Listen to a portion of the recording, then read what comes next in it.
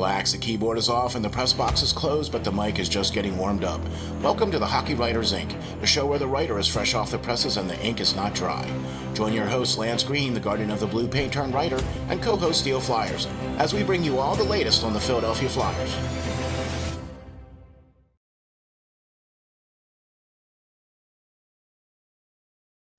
Ladies and gentlemen, welcome to the next episode of the Hockey Writers Ink. Sitting in here with me is your host with the most, Lance Green. All right, Flyers fans, here we go. Thank you for tuning in to another edition of the Hockey Writers Ink. As always, I'm your host, Lance Green, and sitting across from me is my right-hand man, Steel. So let's get into it, Steel. Oh, boy. I'm telling you what, here we go, man. We got a lot of stuff to get to, a lot of things to talk about here on a Philadelphia Flyers-centric podcast where we talk exclusively about the Philadelphia Flyers. And as you all know, this is what it is, and this is how it goes. We're talking about episode number 164, and that's a wrap on the Flyers 2023-2024 season. Yeah. I think they exceeded expectations for most of the year, Steel. And, they're a young team. They kind of faltered at the end when they probably should have got some decent points against some teams that were a lot worse off than them. But, it's a learning experience. These guys are young. Now we're going to focus on heading into the offseason and heading into next season as well. So I think they set some good groundwork there. And, I'm ready for the off season now. Let's switch modes,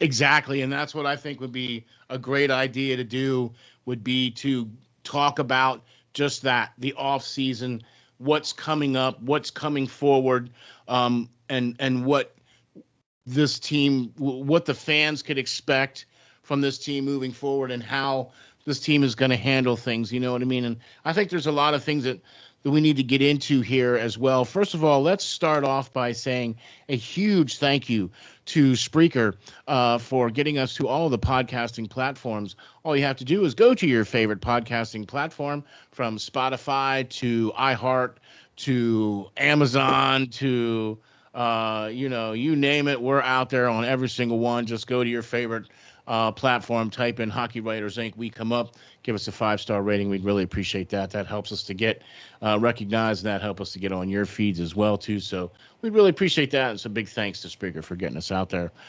Also, big thank you to all of the Facebook groups out there for the Philadelphia Flyers that allow us, me and Lance, to post out on your group sites. We really, really appreciate that. It's great that we have such a great and dedicated, knowledgeable audience that allows us to post out our show, and are free to comment, free to, take a look at the show and make comments. And that's exactly why we do it, so we can get your feedback and everything along those lines. So big thanks to all the Facebook groups for allowing us to post out on your show. And I just wanted to say, we want to get that out there, and a big Hockey Writers Inc. salute for allowing us to do that. Also, while we're on the subject of Hockey Writers Inc. salutes, while we do it, let's just do it one more time. Hockey Writers Inc. salute to Lenny Redkoles for giving us exclusive permission for photographs used on our website and also on the show, and for Lance's great articles. So big thanks to Lenny for allowing us to do so. Hopefully, now that season's over, we can maybe get some time to get the guy on the show. Hey, whatever. Right? So, but Lance, I'll tell you what, man, let's proverbially dive into the deep end, shall we? And what do you think the Black Monday is going to look like for this team? I mean, it's not necessarily going to be Monday, but come Thursday, is the final day of the regular season. That's where the last of all the regular season games is slated to happen. And Philadelphia, although is playing 80 playing game 82 now as we speak. Mm-hmm.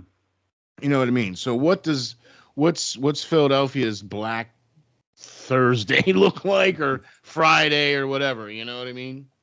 Oh, I mean, it's probably gonna, be some exit interviews and stuff like that, but I don't know if any rash decisions are going to be made that day. Yeah, exactly. They've already come out, and Dan Hafferty has already come out and said that, John Tortorella is going to be back next year behind the bench. Yeah.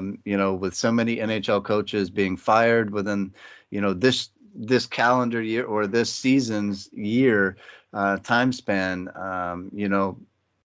he was up for the running, at least for the Jack Adams Award, and he might have had a stronger pull if his team, ended the season the way they played 3/4 of it. Yeah, right.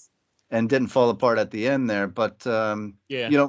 That happens with this young team. I do think there's some questions to be asked there as far as personnel goes on the team. We talked about that. Maybe some potential buyouts, if possible. We've already ate a lot of money, with the Kevin Hayes deal and some others where we had to eat some salary. We got some bad contracts back in return for, some good draft picks. So that's going to be hard. Some off-season trades might happen. Some questions got to be answered with some staff. Where'd Cam Atkinson go this season? I know he's coming back from an injury, but I think he should have been, 100% by now. Did he get some other banged up something else? I don't know. A lot of questions got to be answered between now and the draft. That's for sure. And it's questionable at best whether some personnel. We talked about some coaching staff being in question in our mind, at least as far as Rocky Thompson goes on the power play. Was absolutely horrendous again this year. Even with bringing in a guy like Jamie Drysdale for most of the second half of the season there, didn't spark it enough. And, the goaltending coach is got to be looked at too. You can't have guys that won championships like Ivan Fedotov coming over and everything like that. And, a guy was at least so hyped in Carter Hart before his scandalous activities, led him astray. But, that guy had more pedigree to him than most in the NHL, and where did his career go? It wasn't great. It wasn't what it was supposed to. It didn't turn out to be what it was supposed to. So that's another name I would have on the chalkboard to at least talk about. I don't know. Okay, I mean, there's definitely going to be a lot of ifs that are going to need to be taken care of, but I want to say this, though. I think that the Flyers have had with regards to what you spoke about earlier in the how well the team played in 3/4 of the year, and then they hit that stretch of games there. And I think that stretch of games basically was the straw that broke the camel's back here, basically, because the team was playing very well up until that point. And even after that, they still played the good teams really well and then didn't show up for the lower end teams. You know what I mean? And it's like, okay, so I think we're both on record for saying that we're okay if the team is not going to make the playoffs this year, and as hard as that is to say, as difficult as that is to swallow. Do you know what I mean? Because look, we want to see this team win. We want to see this team be successful. But I think that not making the playoffs this year is going to help to make the team successful 2-3 years down the road. Look, I know everybody wants to win now, but clearly you can see a very distinct line in the sand when it comes to the talent level of the elite teams compared to where the Flyers are. Okay? And until the Flyers are able to start knocking on the door of those elite teams by getting some of those types of players, then this is the kind of stuff we're going to be talking about all the time. Yeah, and I don't think that if the team did make it into the playoffs, that they're obviously going to do anything this year, even as well as they played against, the President Cup winning, New York Rangers and stuff like that. I don't think that they would last during a 7-game series. And what is that going to get us? That's going to get us a 20-something overall pick, and we're going to get another Scott Lawton type guy. Great, NHL player in his own right, but not elite, right? He's a serviceable guy that you're going to get in that 20th range or whatever, or high teens range, but not elite, like you're saying. And everybody that's truly was able to take it up to that other level when the Flyers faltered, has those elite players, and where did they get them? They stunk for a couple of years. They managed to get a top 5 pick, and they managed to get an elite game-changing type player. And, the Flyers kind of did themselves a disservice. If they made it into the playoffs in the third spot, then so be it. They were going to, battle and maybe get a round, maybe 2 out of, the playoffs and get some playoff experience, whatever. But, for me, that changed in that 2-week time span when they just absolutely fell apart. They showed what they were. They were a bunch of overperforming guys that, were stuck on this team, and a lot of good, young, youthful players that are up and coming guys. And they overperformed for much of the year and, exceeded expectations. But that isn't going to translate to playoff success normally. When you got all of these teams with multiple elite level talents scoring over 100 points a season, those players, that's when they shine. This time of year is when they turn it up another notch, as most of them have done. And, the Flyers simply can't keep up because they don't have those type players on the roster. So that's what we mean. Like, we want to see this team succeed, but if they're not going to, then so be it. Let's change our focus a little bit, and now look at some of these guys in the system that, like Steel said, we're going to have discussions about whether they bring back now with some of these prospects that, do they re-sign them? Do they choose not to re-sign them and make room for some of the others that are up and coming, right? So, there's a lot of questions, like we said, to be had, and it just needs to, now that the season's going to be over, we need to translate that into the off-season mode and kind of get some of those questions answered. Exactly. And this whole thing is going to be a lot of moving parts. It has been since the day Danny Bri-era stepped foot as the general manager, and Keith Jones as hockey operations president. This team has gone in directions that we felt that it needed to go. It's just that it's taken a little bit of time.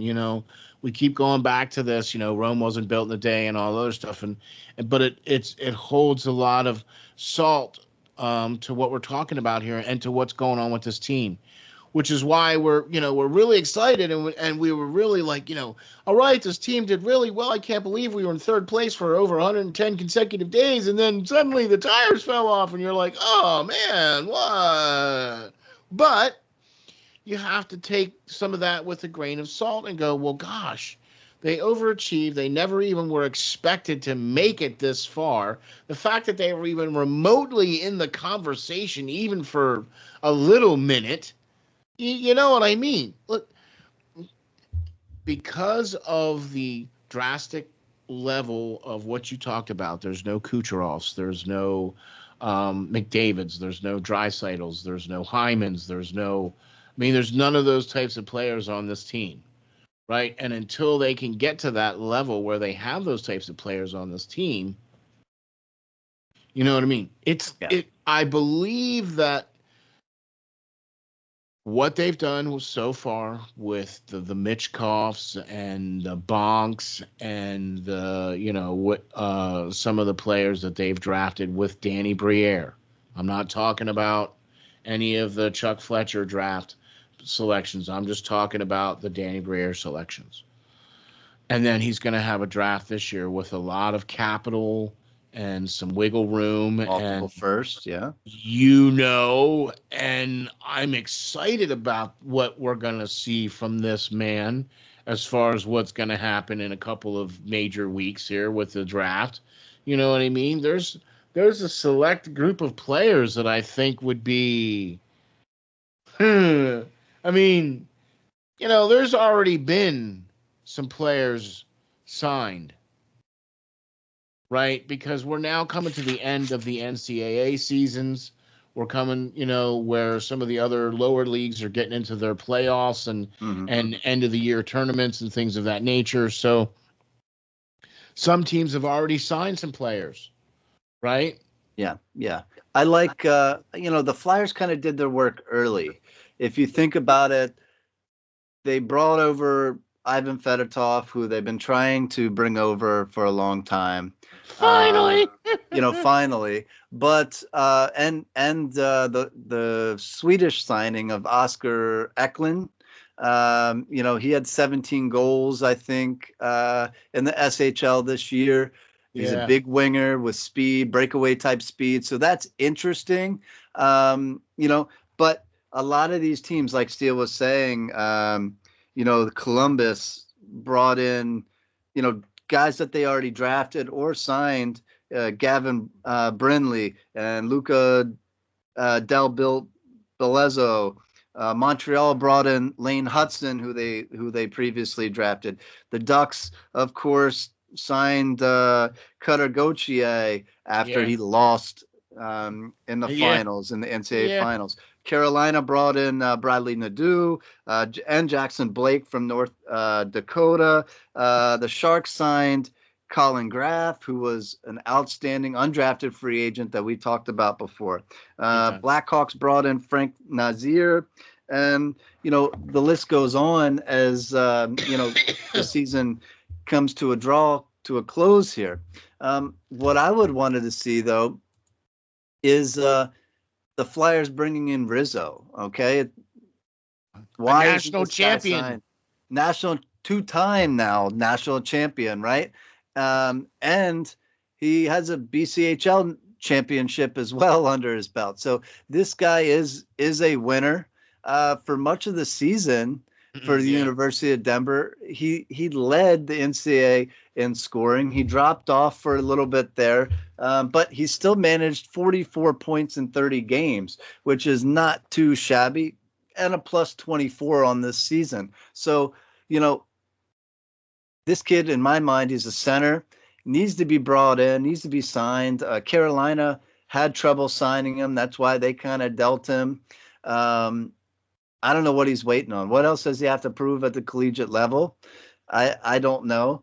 But I think the Flyers need to get on that, because they definitely need some centers, some scoring centers at that. And, Massimo is that. So he fits the bill, man. He's got the size. He's already two-time national champion. What does he have to prove? Right. Exactly what you said. I like it. He wasn't even exactly on my radar of guys that, you know what I mean? It was like, wow, yeah. Because you think of some of the other guys that were part of the tournament. There was a lot of players the Flyers had in this tournament this year. I believe there was 4 or 5 total prospects for the total tournament. Yeah. For the total tournament. Yeah. Right. And then, so to say that about the what the Flyers organization is doing moving forward, I'm really enjoying what they're doing.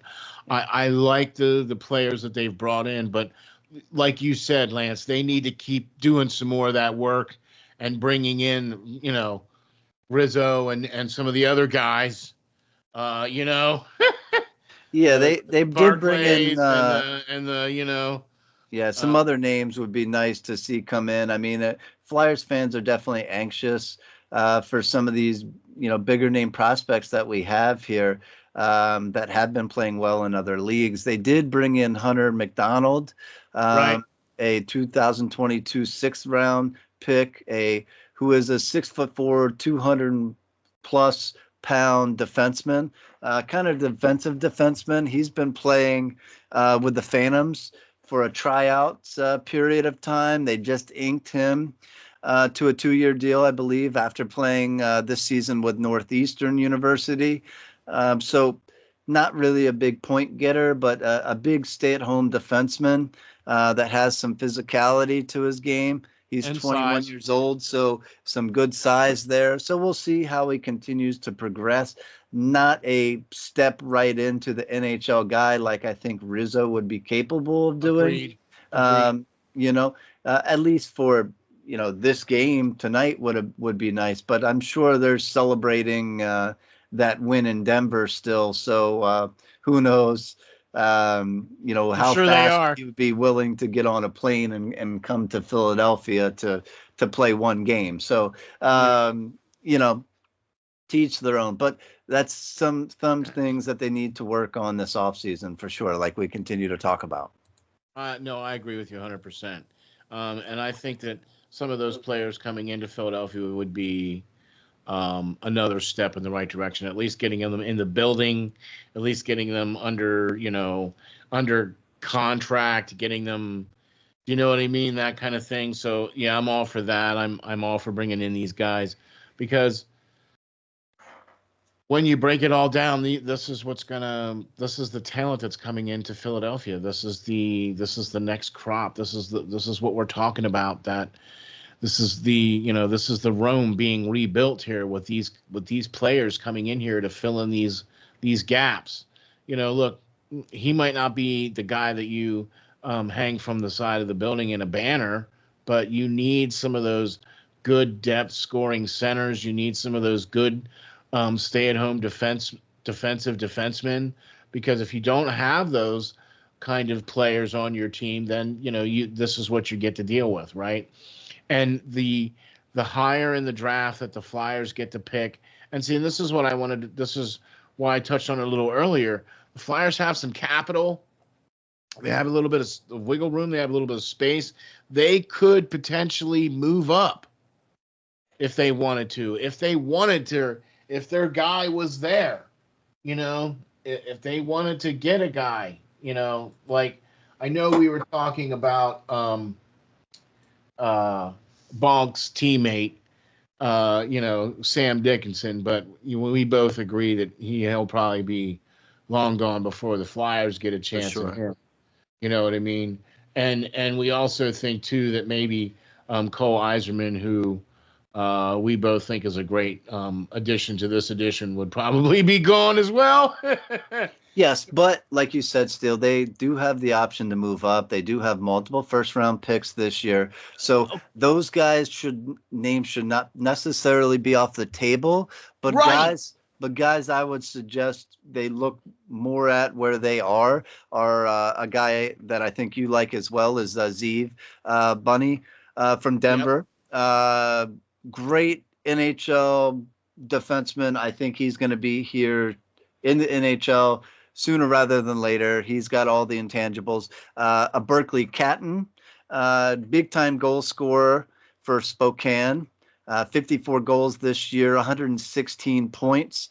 He's a guy that the Flyers need on offense. Taja Ginla, Jerome's son is in this draft, and it's not just because of his dad's name, right? He's got 47 goals this season and 84 points. Kids lit it up. He's going to be around that 11, 12, 13 area where the Flyers' first pick is. You have a Liam Greentree, who I like, a Trevor Conley around that same time, who's a phenomenal goal scorer who has 30-plus goals.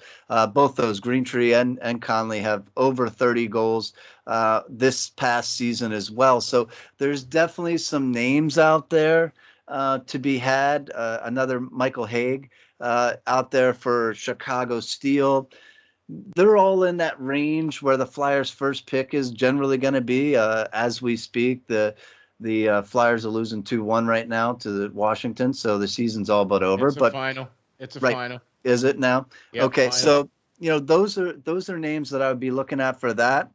But come that Florida Panthers pick, Steel, I still got to go with a little bit of a reach here, but at that late in the draft, I'm still saying I want the 6'7" center, Dean Letourneau, from St. Andrews. Yeah, all right. This kid's got 61 goals and 127 points. Yeah. All right.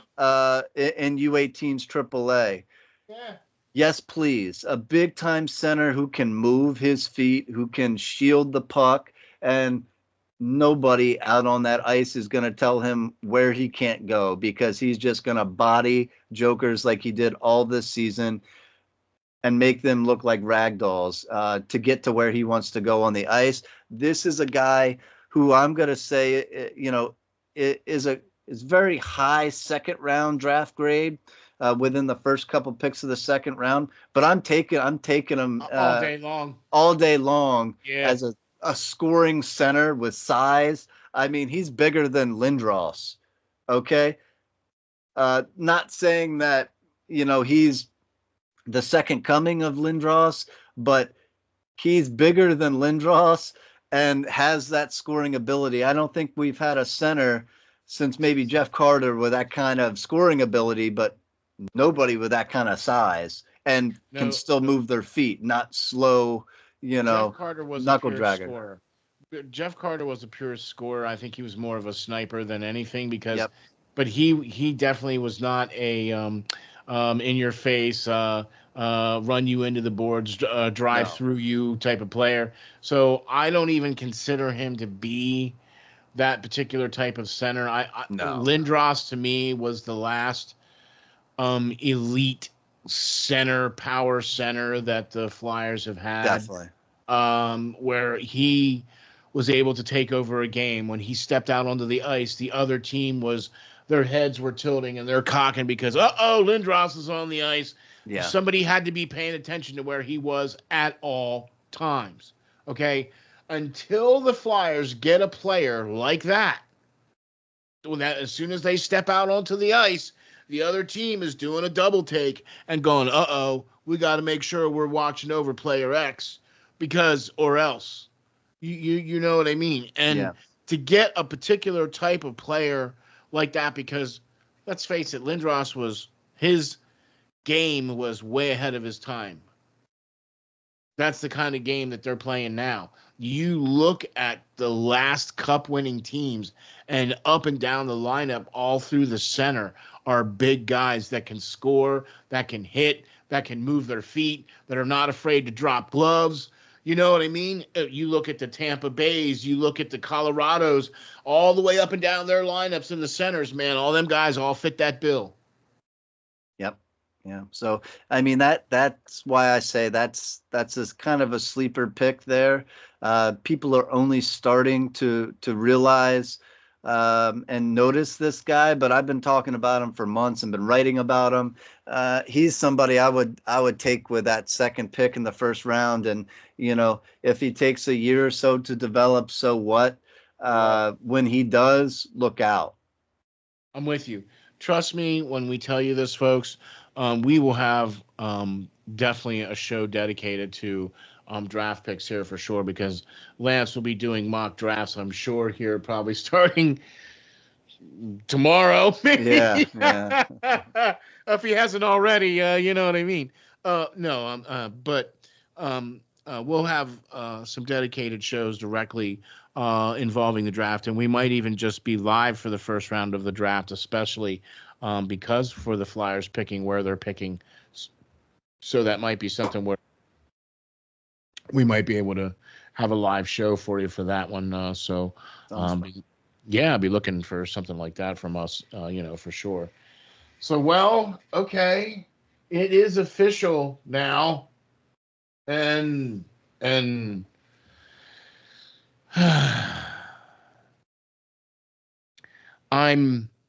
I feel so bad for the players because it was such a tough fight the whole season, because it always seemed like the Flyers were playing with their backs up against the walls on most nights. It just felt like that. This year, I think, though, was one of the most exciting years of Philadelphia Flyers hockey that I've seen in probably 5 or 6 years. Ever since the Chuck Fletcher / Alain Vigneault, and I was talking about this to the better Steels half earlier, the vice president, talking about this earlier about how, it just didn't feel like they were going in the right direction. It just didn't feel like they were turning the page for the Flyers, even though Vigneault took the team to the semi-conference finals against the Islanders, or whatever. We played Montreal and then lost to the Islanders in 7 games. COVID years and stuff. Yeah. And then all the COVID years and all that other happiness and all that other menagerie. But it just never felt like they were trying to make the Flyers better. They didn't feel like they were trying to bring the cup to Philadelphia.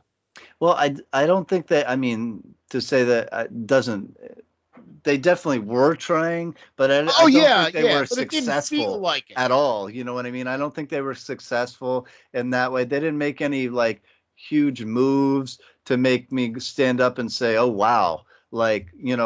Just coming in like Danny Bri-era did and getting rid of Kevin Hayes and trading away Ivan Provorov.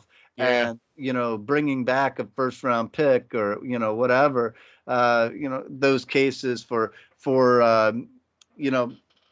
players that they got thrown into the deal,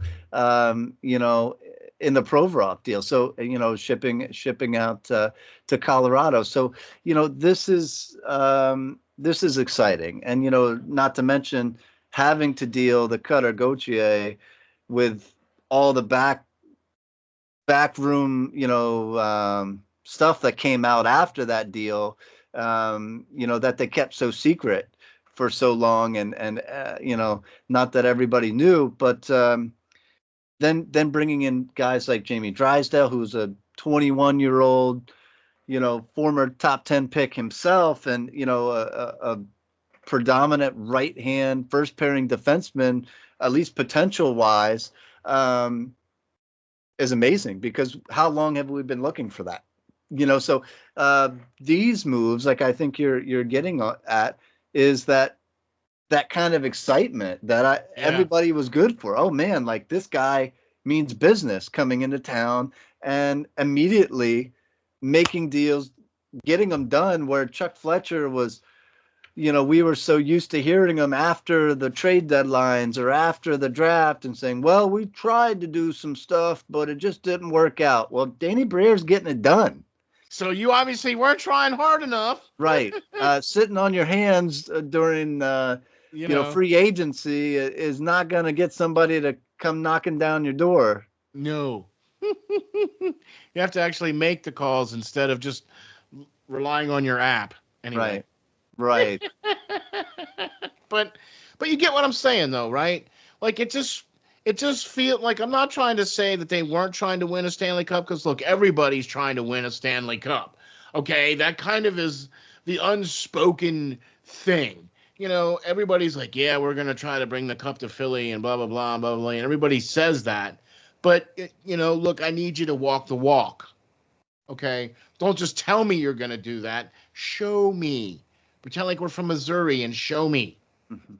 You know what I mean? And Danny Bri-era and Keith Jones and this administration is showing me, hey, we want to win. We don't want to just win the game tonight. We want to win the big honking trophy with our name stamped on it. Right. You know what I'm saying? Like this is what I was trying to allude to. Flyers fans, you need to be patient. I know it's hard. Trust me, it's disappointing to see this team try and play so hard and play so well and do so well with the limited talent that they have. Look, I'm not trying to say that this team has no talent. You know what I mean? Because that would be ludicrous to say that. Because this team does have some talent. It's just not at the same level that the winning teams have. You know what I'm saying? So I like what I'm seeing from this team. I like what I'm seeing from this administration. I look to this as a building block year. This feels like one of those years where it's not a bad thing that they didn't make the playoffs. It's going to help them in the long run. It's going to give them that drive, that extra snot come next October when the puck drops, because they were this close. You know what I mean? To making it. And getting this close and making it and losing, I don't know, Lance. We've both played competitive, organized sports. What would you much rather have? Would you much rather be this close and not make it, or make it and then just get creamed and then that's it? You know what I mean? Yeah, what would you much rather do? You can go all the way and you're going to be the first loser, or not even in contention and just starting on your golf game that much earlier. So with the Flyers being that group that's now going to start their golf game that much earlier, I think it'll be a short one. He's going to want to get these guys back in there, and John Tortorella, I'm speaking of, and get these guys already working towards next season. And I think guys are understanding that as professionals now, and he's getting these good group of youngsters to get used to that, to want to come back in early, because that's what the best of the best do, right? They take a very short time off and then they're back at their craft. And exactly. Doing that is fine at home, rinks and all that, and training, for a couple months. But you see guys this year especially coming back in earlier and earlier to work out in the team's facilities and get back into where they're going to live or whatever, if they're getting a new apartment, whatever like that, and then getting going on the season. So that's what I think under we'll the see regiment. more of. Yeah, being under a regimen and getting back into the grind. And that is what I think we'll see this offseason. The guys that are going to be here, the guys that want to be here and want to win, will be back sooner rather than later, and working on honing their craft in their home rink. Yeah, no, I'm with you on that. And I think that's been the other major culture shift that's happened in this team from the last couple of seasons, where you're seeing more and more of those players coming into camp sooner, coming into town sooner, being here sooner, being here. We're staying here all year. Yeah. A lot of players have nice places here and just stay within. Hey. Why not? You live like a king here, because I guarantee you walking anywhere, you're not buying nothing, because the fans here in this town are, and the owners of stores and everything else are going to take care of you, because you're just beloved here. Ask all the guys that are long since retired and still live here with their families, because why not? You know? Exactly. And especially, I just have that feeling. Look, we're looking at a team right now where I think we're going to probably see 40% of this team. 40% of the team that you see now is not going to be here at the start of the season next year. I think there's going to be that much changeover. I think you're going to start to see more of the younger players make more of an impact. I think you're going to see more and more of the draft picks starting to eke their way into, the Phantoms, and at least having some time at training camp, or, things of that nature. I just have that feeling there's going to be some turnover, because you're going to see some contracts go away. You're going to see some players either be traded or waived, or whatever the case is, no matter how it's all going to work. You know what I mean? So I really think this is a bright future for the Flyers, and I'm really excited about the future for the Flyers, even though they didn't make the playoffs this year. Okay. Let's face it. I don't even think they would have. I just think it would not. It's not a time. It's not their time. It's just not their time. Okay. They're. I just don't feel they're able to compete with those teams at the level that they're at right now. No, I don't think so. And I think you're right. I think you'll see some of the veterans going away, like Eric Johnson that was brought in, who's expiring contract. Your Mark Stalls, who were brought in as a veteran. Those guys are going to be gone, hopefully to make way for some younger guys coming in. Then you got to see if you can move your Ristolainens, who have a couple of years left on his deals. Can you move, your Cam Atkinsons, who have now just a year left on his contract, one more season under his contract. So, there's there's some guys that are going to be questioned definitely on the minors, that weren't Brière's type guys, that been around this system for a long time, and, really haven't made that jump.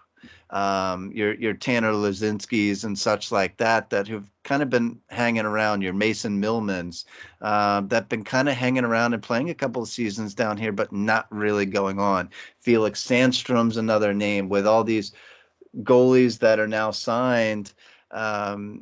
Your Kolalevs, and all that, Alexis. Yep. Those guys are going to make that transition to that spot now, and some of these guys are going to be pushed aside and let go because they had their chances. They've had multiple seasons, so those are some things to look for, and hopefully some of these other guys might be brought in camp and seeing what they can do, because we do have quite a few players signed in the junior levels right now in the NCAA, but they're going to have their shot at camp and maybe make a AHL roster spot or something. Who knows? That's off-season mode now. So exactly. But with that being said, if I could use a term that you use a lot, I'm happy with how this season turned out. The fact that they were part of a conversation that nobody expected them to be in. I really believe that John Tortorella should still be considered for the Jack Adams this year. Even though the Flyers did not make the playoffs, I still think he should be considered as coach of the year, just based off of what he's done with this team just this year, that not even including what he did the last year, you know what I mean, or anything like that.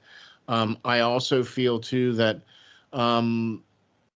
with the fact that they've come out and already said that, Tortorella is going to be behind the bench next year. He's going to continue to honor his contract, which is, I'm really excited about that as well, too. I want to see that opportunity for some of these good, high-end, talented players that they've drafted get to the team where Tortorella is still the coach. Do you know what I mean? I just don't see another guy right now being the right coach for the Philadelphia Flyers. Okay. Maybe after some of these young elite talents come in or whatever the case is, maybe he might not be the coach anymore. But until that point, I still think he's going to be the coach of the Philadelphia Flyers, and I look for him to be so in the future. I also really think, too, that with what the team has done so far to this point, I really like what they've done so far to this point. I really like how they've handled things, even though the whole Cutter Gauthier thing just stunk all the way. The fact that they were able to get a first round draft pick, a known commodity in Jamie Drysdale, I think was a huge coup in that. And they still got a second round pick out of that deal too.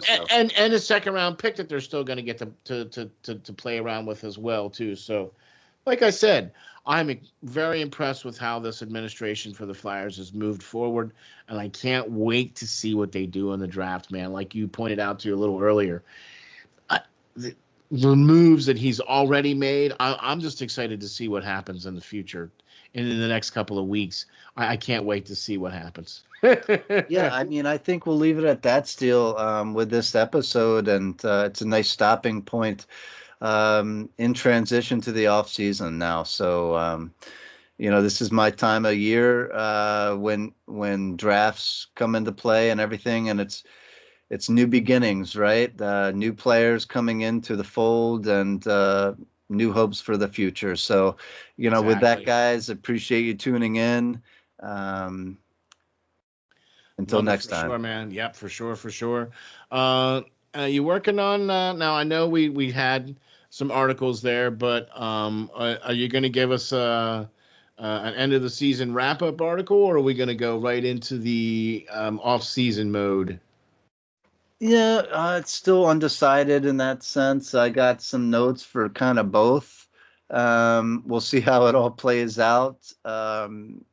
Where they end up finally, I think like you said, it's going to be around that 12-ish range. Yeah. So, we'll probably do a wrap up and kind of some of the things that you were just touching on in the show, some of the topics we hit on. So we'll see where it goes from here. But, we don't just stop at the end of the season. We're going to carry on all through the off season. Season still goes on for us. I've been scouting these guys all year long, and so Steel. So we're going to be able to talk about some of these prospects and talk about some of our own prospects and how they did this year as well, and how they progress. So, and I can't wait. And also be looking forward to some Prospect Watch stuff coming up here real soon. So, now that seasons are starting to come to an end, it'll be a little easier for us to garner some players to get on the show here for the Prospect Watch. So I'll be looking for that. And also because of Prospect Watch being exactly what it is, and we're getting close to the draft, we'll probably have a few shows of Prospect Watch to throw out there for you as well, too, to get you warmed up on some of those as well, too. So, Lance, why don't you tell the folks where we can find you and where we can get all of the great stuff from the editor-in-chief? Sure. You can get all my stuff, of course, on SteelFlyers.com. You can catch me on X at Lance.Green39. And you can catch me on any Flyers Facebook groups. I'm pretty much on all of them. So appreciate it, guys. For sure. Also, a big special announcement. Be looking forward to the new Editor's Desk page coming out for the SteelFlyers.com website. Can't wait to get that rolling, my man. It gives you another slightly different platform where you can talk about other sports other than the beloved Philadelphia Flyers. For sure. I appreciate it. I'm looking forward to it, of course, with the off season coming on as well. Man, I'm an athlete. I love all sports, played all sports growing up and stuff like that as well. So we'll get the chance to talk on some Phillies, some Eagles stuff, possibly some Sixers stuff. Who knows? It's basically a little space on the website just to kind of get some thoughts out to you guys on the things, not just hockey related. So Look forward to that. I know, man. I'm excited. I can't wait. I can't wait to see how that goes, man. By the way, just want to say a huge thank you out there to all you folks for listening, for hopping onto the website and checking things out at steelflyers.com, man. We really appreciate this. We also would like to say huge thank you to Afram for taking care of all of our great shorts and all of the great editing that he does. Man, the guy is super talented, and man, we can't wait to see what he does for us in the future as well too. So we'll be continuing our relationship with him, and be looking forward to some more great shorts that he's able to put out for us as well. Hop on over to TikTok, check us out. Hop on over to YouTube, check out the SteelFlyers All Sports Network over there on YouTube, and go to any one of your podcasting platforms and check us out for the Hockey Writers Ink. And you can also check me out on X at SteelFlyers52. And you can also check us out on all the Facebook groups, like Lance said, for the Philadelphia Flyers. This is the Hockey Writers Ink, a Philadelphia Flyers-centric podcast. We would like to thank you guys for watching. We'll catch you all on the next episode.